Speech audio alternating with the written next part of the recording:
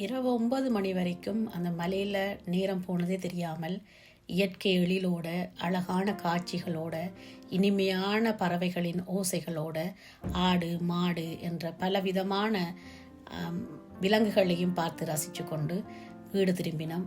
இப்படியான ஒரு அழகான வாழ்வியல் முறையை பார்த்து ரசிக்கிறதுல புலம்பெயர் நாட்டுக்காரருக்கு உண்மையில மகிழ்ச்சி தான்.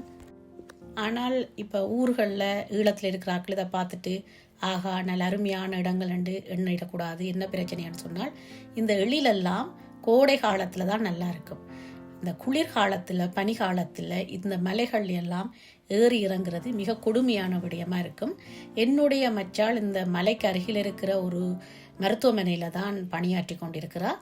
அப்போ அந்த மருத்துவமனைக்கு இந்த மலையால் தான் சென்று வேலைக்கு போகணும்.